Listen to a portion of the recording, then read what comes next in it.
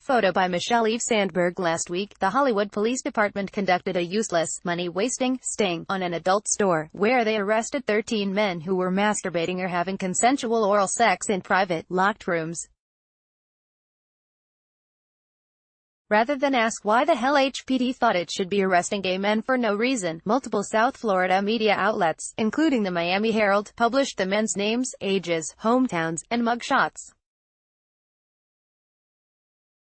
The stories smeared them and possibly outed them, all for having consensual sex in private. Sure enough, the pointless raid and atrocious media coverage have already wrecked one man's life. Abby Kuhler, a lawyer for one of the 13 men, told New Times her client has already been fired from his job in the medical field after his arrest at Pleasure Emporium. Even worse, her client fled Cuba 20 years ago after being persecuted there for being gay. Since moving to the States, he had not come out to his coworkers.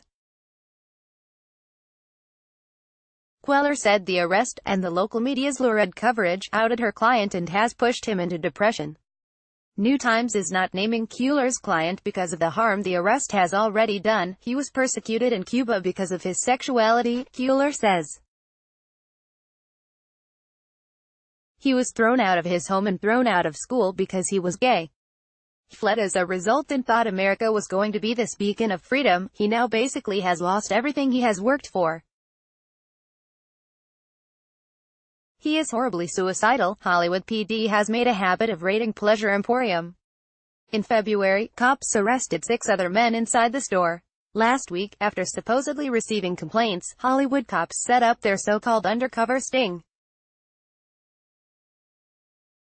Officers reportedly paid $25 to enter locked, private rooms in the back of Pleasure Emporium.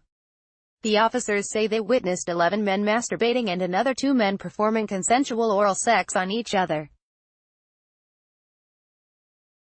The 11 self-pleasuring dudes were arrested on charges of public exposure of genital organs, while the 2 men having oral sex stand accused of committing unnatural and lascivious acts in public. After this story was initially published, Hollywood police spokesperson Miranda Grossman responded to an inquiry from New Times and reiterated that HPD felt the sting was worthwhile. She stuck by the police department's claims that the back rooms of the Pleasure Emporium count as an alleged public place. She confirmed that the raid included 4 extra hours of overtime for the cops, which cost taxpayers an additional $240. It is the standard operating procedure for law enforcement agencies to release basic information contained in a police report to the general public, Grossman said via email. As a reporter, I am sure you can understand releasing information related to criminal activity is in the public's best interest, but, as Kuhler notes, the men weren't hurting the public, they were all consenting to sex acts in private. Though she doesn't represent the other 12 men arrested, Kuhler says many were likely either closeted or even married with families. Clearly, this was a private setting within a private setting. You would have to pay to get into it, Kuhler explains.